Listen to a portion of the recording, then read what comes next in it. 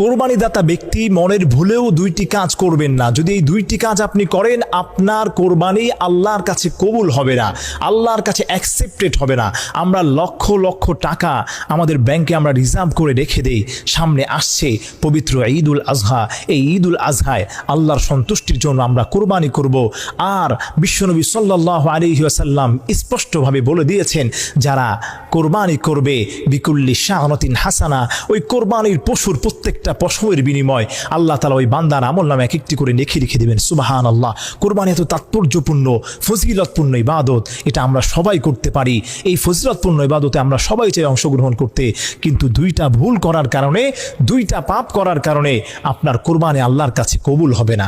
এর মধ্যে নাম্বার 1, 1 নম্বর যেই কাজটা আমাদেরকে ভালোভাবে যাচাই বাছাই করে নিতে হবে, যিনি কোরবানি করবেন তার ইনকামটা হালাল কিনা।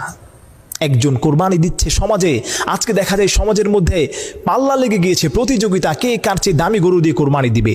বলছে যে আমি এবছর 1 লক্ষ টাকা দিয়ে দিব, অপর ভাই বলছে যে অমুক বাড়ির ভাই 1 লক্ষ টাকা দিয়ে দিবে, আমি 2 লক্ষ টাকা দিয়ে দিব।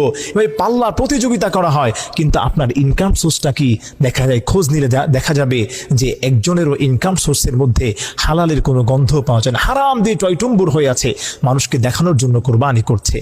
আবার অনেকে তো এমন আছে 7 ভাগে কোরবানি দিতে চায়। এই 7 ভাগে যারা কোরবানি দেয় এর মধ্যে একজন দেখা যায় নামাজি পাওয়া যায়, 2 জন নামাজি পাওয়া যায়, আর ম্যাক্সিমাম দেখা যায় যে লোকগুলো সুদখোর, ঘুষখোর, জিনাখোর, নামাজ পড়ে না। তার কোরবানিটা কিভাবে হবে? এই জন্য 1 নম্বর কাজ হলো, কোরবানি যদি আপনি হালাল করতে চান, কোরবানি যদি আল্লাহর কাছে কবুল করাতে চান আপনার, তাহলে আপনার 1 নম্বর এই কাজটা থেকে আপনাকে বিরত থাকতে হবে।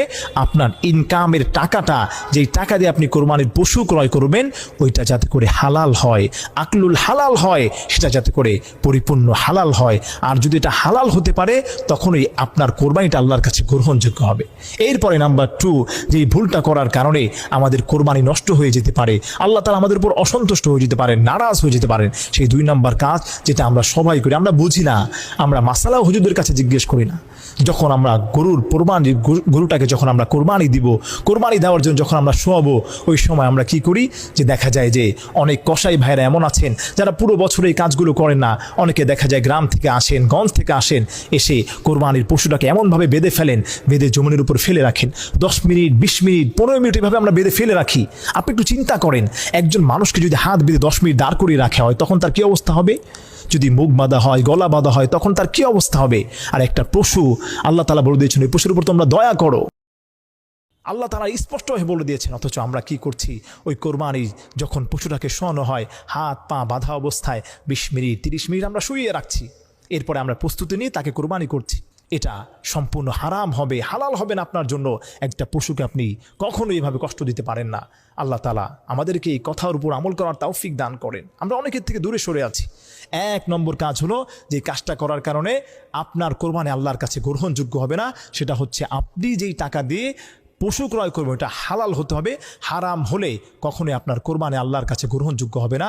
নাম্বার 2 হলো, পশুকে আপনি এমন কষ্ট দিবেন না যে কষ্ট দেওয়ার কারণে পশুটা কষ্ট পায় এবং মৃত্যুর আগেই তার মৃত্যুর যন্ত্রণা আস্বাদন করার মতো একটা অবস্থা হয়ে যায়। সেটা হলো যে অনেক কসাই ভাইরা এমন আছেন, গরুটাকে যখন বাঁধা হয়, হাত পা বেঁধে, তার গলাটা বেঁধে জমিনের মধ্যে তাকে দেখা যায় মিনিটকে মিনিট তাকে শুয়ে রাখা হয়েছে। এই কাজটা আমরা কেউ করব না। আল্লাহ তাআলা আমাদের সবাইকে এই 2টা কথার উপর আমল করার তৌফিক দান করেন। আমিন।